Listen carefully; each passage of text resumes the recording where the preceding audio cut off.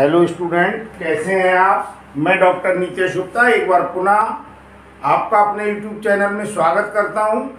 आज हम जो टॉपिक पढ़ाने जा रहे हैं वो गॉस की प्रमेय का जो अनुप्रयोग है उससे संबंधित है। और गॉस की प्रमेय के जो अनुप्रयोग हैं उनमें दो अनुप्रयोग मैं आपको बता चुका हूँ। एक तो अनंत लंबाई का धनावेश चालक तार के कारण वैद्युत क्षेत्र की तीव्रता हमने निकाली थी, और दूसरा हमने निकाला था अनंत विस्तार की समतल आवेशित जो चादर है उसके निकट वैद्युत क्षेत्र की तीव्रता निकाली थी। ये दोनों जो टॉपिक है ये भी काफ़ी महत्वपूर्ण है। आज जो टॉपिक पढ़ा रहे हैं ये भी अपने आप में एक महत्वपूर्ण है। बोर्ड परीक्षा में इन तीनों अनुप्रयोग में से एक अनुप्रयोग आपके यहाँ पूछा जा सकता है। अगर आप पिछले वाले अनुप्रयोग या इस टॉपिक से संबंधित जितने भी पिछले वीडियो हैं उन्हें देखना चाहते हैं तो मैं डिस्क्रिप्शन में इसका लिंक भेज दूंगा, आप देख सकते हैं। तो जैसा मैं आपको बता चुका हूं, आज जो टॉपिक है तीसरे अनुप्रयोग के लिए है। यह है एक समान रूप से आवेशित गोलीय कोश के कारण वैद्युत क्षेत्र की तीव्रता, electric field intensity due to a uniformly charge spherical shell. आज जो वैद्युत क्षेत्र की तीव्रता हमने निकालनी है वो गोलीय कोश के कारण निकालनी है। गोलीय कोश का मतलब है, सेल का मतलब है जो अंदर से कैसी हो, खोखली हो, स्फेरिकल सेल है। तो स्फेरिकल सेल के लिए मैं आपको एक उदाहरण बता रहा हूँ और आसान सा है, ये आपकी समझ में आ जाएगा। लेकिन जैसा मैंने पहले चर्चा की थी, आप लोग जानते हैं अगर हम गॉस की प्रमेय के अनुप्रयोग पढ़ना चाह रहे हैं तो हमें जानकारी होनी चाहिए गॉस की प्रमेय की। और गॉस की प्रमेय की जानकारी के लिए हमें पता होना चाहिए वैद्युत फ्लक्स क्या होता है, वैद्युत फ्लक्स के साथ साथ क्या है, क्षेत्रफल वेक्टर क्या होता है, घन कोण क्या होता है। मैं आपको प्रत्येक टॉपिक में चर्चा कर रहा हूं। अगर आप इस वीडियो को लास्ट तक देखेंगे तो ये आपको समझ में आ जाएगा। आप बिल्कुल डिटेल में लिख सकते हैं, इसका स्क्रीनशॉट लेकर आप नोट्स भी बना सकते हैं। लेकिन एक कंडीशन होती है, वो कंडीशन ये है कि आपको पिछले टॉपिक को भी सीखना पड़ेगा, समझना पड़ेगा। फिजिक्स में ऐसा कोई भी प्रकार नहीं है जिससे मैं कह दूं कि केवल इसी टॉपिक पर कंसंट्रेट करके आप इसे पूरी तरीके से समझ सकते हैं जबकि आपको पिछले टॉपिक नहीं आते हैं। ऐसा संभव ही नहीं है। फिजिक्स में रटने का कोई भी मतलब नहीं है। फिजिक्स में अगर आपको समझ में आ जाएगा ये बहुत ही आसान है, और समझ में नहीं आएगा तो ये वास्तव में क्या है, कठिन है। तो आइए चलते हैं। आज जो टॉपिक डिस्कस हम कर रहे हैं गोलीय कोश के कारण वैद्युत क्षेत्र की तीव्रता। देखिए, ये मान लीजिए कोई गोलीय कोश है, ध्यान दें।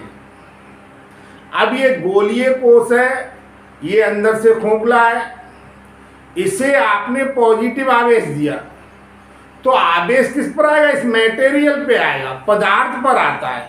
तो जितना आपने आवेश दिया तो इसका जो आवरण है, बाहरी सतह है, क्योंकि अंदर तो ये खोखला है, तो ये जो है इसके पृष्ठ पर आ जाएगा।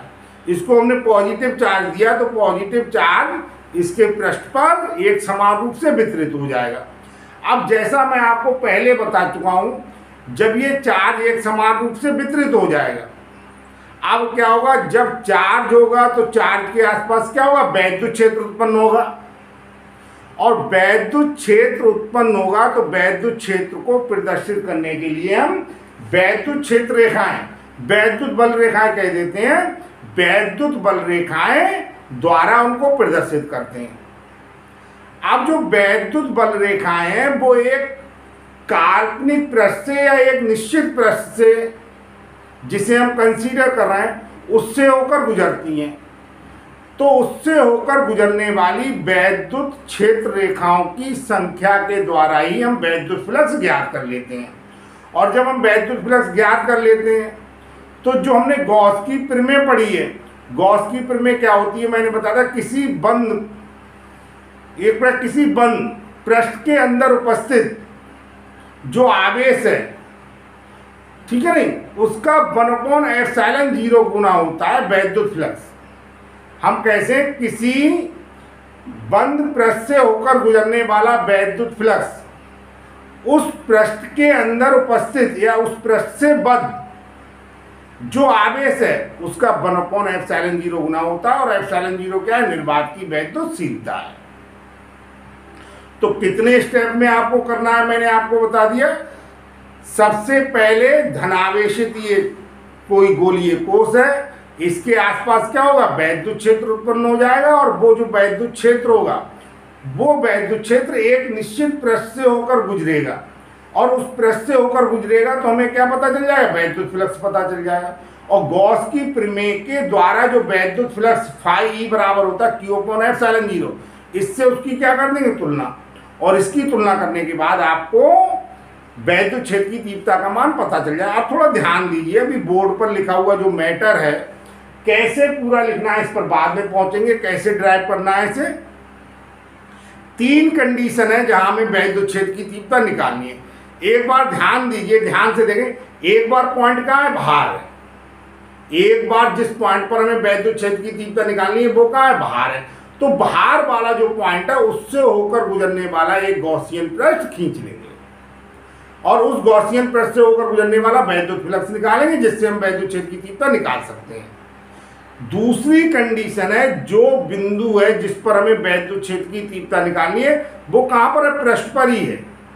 तो जब ये पृष्ठ पर है तो हमने अगर जो बाह्य बिंदु है उस पर हमने जो त्रिज्या मानी है, जो हमने गॉसियन पृष्ठ बनाया उसकी त्रिज्या स्मॉल r मानी है, और ये जो आपका गोलीय कोष है इसकी त्रिज्या कैपिटल R मानी है। तो स्मॉल r के मान को जब हम कैपिटल R के बराबर कर देंगे तो हमें निकल के आ जाएगा पृष्ठ पर। और तीसरी कंडीशन क्या है, इस गोलीय कोष के अंदर, तो गोलीय कोष के अंदर वैद्युत क्षेत्र की तीव्रता का मान 0 होता है, क्योंकि वैद्युत फ्लक्स का मान 0 होता है। कारण क्या है, जितना आवेश आपने दिया है वो समस्त आवेश इसके पृष्ठ पर वितरित हो गया, और पृष्ठ पर वितरित होने के कारण इसके अंदर कोई आवेश नहीं है।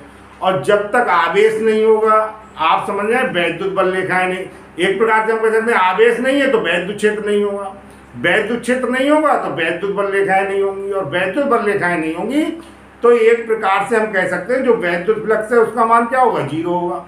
और वैद्युत फ्लक्स का मान 0 होने का मतलब है, आप समझ जाए, वैद्युत क्षेत्र का जो मान है वो क्या हो जाए, 0 हो जाएगा। तो 3 कंडीशन में हमें वैद्युत क्षेत्र की तीव्रता निकालनी है। एक बार तो निकालनी है बाह्य बिंदु पर, एक बार निकालनी है पृष्ठ पर, और एक बार निकालनी है गोलीय कोष के अंदर उपस्थित किसी बिंदु पर।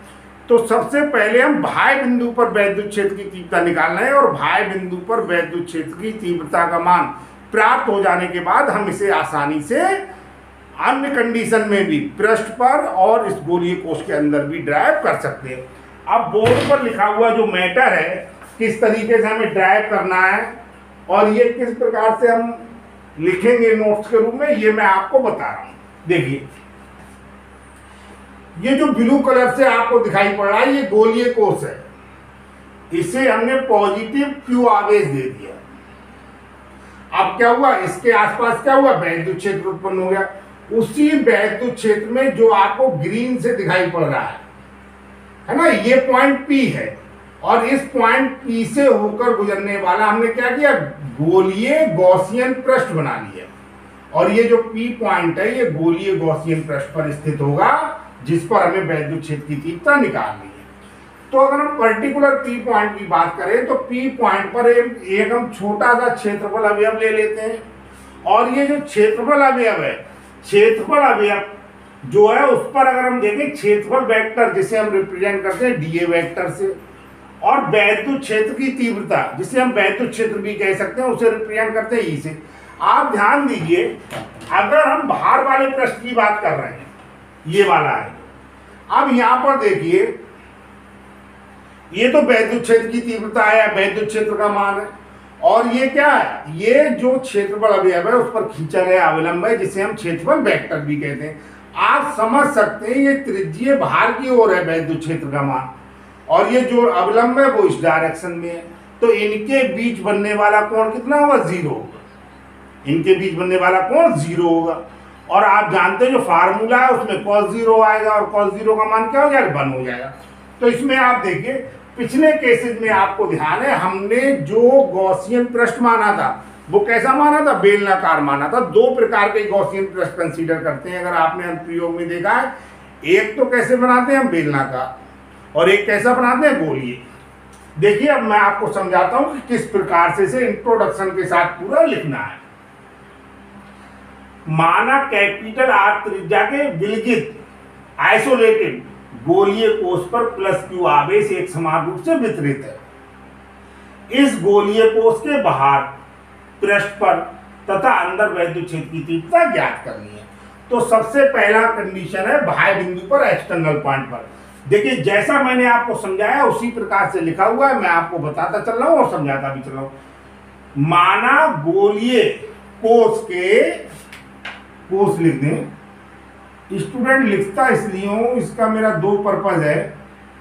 एक तो थोड़ा समय बच जाए और दूसरा क्या है कि दूसरा आप इसका स्क्रीनशॉट लेकर नोट्स बना सकते हैं। तो आप चाहें तो सबसे पहले इसका मैं आपको समय दे दे रहा हूं, स्क्रीनशॉट ले सकते हैं। एक बार अभी ले लें, एक बार स्क्रीनशॉट बाहर बाद में ले लें, जिससे आप इसके नोट्स बना लें। नोट्स में अगर आप लिखेंगे तो इस तरीके का मैटर लिख देंगे तो आप मान लीजिए फुल मार्क्स मिलेंगे, 100% पूरे नंबर मिलेंगे। तो देखिए माना गोलीय कोष के केंद्र कैपिटल ओ से, जैसा मैंने बनाया है जैसा समझाया है बस वो ही लिखना है। ओ से स्मॉल आर दूरी पर वैद्युत क्षेत्र की तीव्रता बिंदु P पर ज्ञात करनी है। इसके लिए बिंदु P से होकर गुजरने वाला स्मॉल आर त्रिज्या का संकेंद्रीय गोलीय गॉसियन पृष्ठ, संकेंद्रीय मतलब जो हमने गॉसियन पृष्ठ गोलीय बनाएंगे उन सभी का केंद्र कहां पर है? O पर है। तो ये क्या कहला? संकेंद्रीय कहलाता है। इस गॉसियन पृष्ठ के प्रत्येक बिंदु पर वैद्युत क्षेत्र कैपिटल E समान तथा पृष्ठ के अविलंबवत भार की ओर होता है। ये पृष्ठ के अविलंबवत की तरह भार की ओर है, त्रिज्यीय रूप में है। बिंदु P के चारों ओर एक क्षेत्रफल अवयव dA के लिए क्षेत्रफल वेक्टर dA जैसा मैं आपको बता रहा था, और वैद्युत क्षेत्र वेक्टर E दोनों ही भार की ओर एक ही दिशा में होने के कारण इनके बीच का कोण क्या होगा? 0 होगा। मैंने आपको बताया था, एक बार मैं पुनः आपको बता रहा हूं कि E और DA के बीच एंगल कितना होगा। E और DA के बीच एंगल याद रखना जरूरी है, वरना गलती होने की संभावना बनी रहती है। जैसे ये मान लीजिए इस पर P पॉइंट है, जैसा मैं आपको समझा रहा था, तो वैद्युत क्षेत्र तो इस टाइप से होगा और इस P पॉइंट पर जो हमने क्षेत्रफल अवयव लिया है उसके लिए क्षेत्रफल वेक्टर क्या होगा? इस डायरेक्शन में होगा। तो दोनों सेम डायरेक्शन में हो गए, तो E और DA के बीच बनने वाला जो एंगल है वो कितना हो गया? 0 हो गया। देखिए तब DA से होकर गुजरने वाला वैद्युत फ्लक्स, इससे होकर गुजरने वाला वैद्युत फ्लक्स d फाई E, आप जानते हैं वैद्युत फ्लक्स क्या होता है? E dot DA। वैद्युत फ्लक्स है, कोई भी टॉपिक आपको इस चैप्टर से संबंधित मैं अगर देखना चाहते हैं आप, तो मैं इसके डिस्क्रिप्शन में लिंक लिख दूंगा, डायरेक्ट जाके आप उस पर देख सकते हैं। तो d फाई E बराबर हो जाए E डॉट DA। अब आप जानते हैं E डॉट DA जब हो जाएगा तो ये हो जाए E DA cos theta. Angle मैं इतनी देर से चर्चा कर रहा हूं, एंगल क्या हो जाएगा? 0। तो E DA cos 0, cos 0 का मान क्या हो गया? 1। कितना आ गया? E DA। अब ये तो मैंने छोटे से भाग से होकर गुजरने वाला वैद्युत फ्लक्स निकाला। अब हम पूरे पृष्ठ से होकर गुजरने वाला, अगर हम गॉसियन पृष्ठ जो है उससे होकर गुजरने वाला वैद्युत फ्लक्स निकालें तो क्या करना पड़ता है? समाकलन करना पड़ता है। ये आप बिल्कुल किसी भी तरीके से मान लें, जैसे हमने मान लीजिए, जैसे हम नहीं सैंपल लेते हैं, जैसे बहुत बड़ी क्वांटिटी में कोई चीज़ है, दूध है, बहुत मान लीजिए 10 लीटर है, तो उसकी हमें क्या करना है? मान लीजिए उसमें क्रीम कितनी है, फैट कितना है, ये सब मालूम करना है, तो उसका छोटा सा सैंपल लेते हैं और उसके आधार पर पूरे की क्या कर लेते हैं? गणना कर लेते हैं। बस यही इंटीग्रेशन है। पूरा जो क्षेत्रफल है उस क्षेत्रफल में से हमने एक छोटा सा क्षेत्रफल क्या लिया? DA लिया। पहले DA के लिए गणना कर ली और उसी के आधार पर हमने पूरी गणना निकाल ली। तो संपूर्ण गॉसियन पृष्ठ से होकर गुजरने वाला वैद्युत फ्लक्स, तो ये तो सूक्ष्म जो हमने अवयव लिया है उससे, तो ये हो जाएगा फाई E। इसका हम क्लोज इंटीग्रल करेंगे, बंद पृष्ठ है इसलिए कहते हैं क्लोज इंटीग्रल। तो close integral E DA, close integral E DA cos theta हो जाएगा, और cos थीटा का मान कितना है? 0 है। E हमने बाहर निकाल लिया, E का मान क्या है? कांस्टेंट है, एक समान है ये। तो क्लोज इंटीग्रल क्या हो जाएगा? DA फाई बराबर E। ध्यान दीजिए ये भार वाला जो पूरा पृष्ठ है ये गोलीय है, और किसी गोलीय पृष्ठ का जो क्षेत्रफल होता है, गोले का पृष्ठ क्षेत्रफल होता है, वो क्या होता है? 4 पाई इंटू त्रिज्या का स्क्वायर, यानी 4 पाई R स्क्वायर। तो देखिए E और ये जो पूरे गोलीय पृष्ठ जो गॉसियन है उसका जो पृष्ठ क्षेत्रफल हो गया वो हो गया 4 पाई, त्रिज्या कितनी है स्मॉल आर, तो स्मॉल आर का स्क्वायर, इक्वेशन नंबर 1। अब गॉस की प्रमेय से आप जानते हैं फाई बराबर होता है क्यू अपॉन एप्सिलॉन जीरो, ठीक है नहीं। एप्सिलॉन जीरो क्या है, निर्वात की वैद्युशीलता है, और क्यू यहाँ पर क्या है, कुल आवेश का मान है। ये भी फाई का मान है, ये भी फाई का मान है, तो दोनों मान आपस में बराबर होंगे। तो आप देखिए 4 pi are square into e q upon epsilon zero, e बराबर ये पार्ट आ गया नीचे, तो ये आ गया 1/4 pi epsilon zero Q upon R square. ये इक्वेशन नंबर 3 आ गई। तो देखिए किसी बाह्य बिंदु पर वैद्युत क्षेत्र की तीव्रता गोलीय कोश के कारण हम निकालना है, तो 1/4 pi epsilon zero Q upon क्या आती है, आर स्क्वायर आती। और ध्यान दीजिए अगर स्मॉल क्यू आवेश इसके केंद्र पर होता, तो स्मॉल क्यू आवेश केंद्र पर होने पर अगर हम पी पॉइंट पर वैद्युत क्षेत्र की तीव्रता निकाल रहे होते तो उसका मान भी सेम आता, यही आता 1/4 pi epsilon zero Q upon R square.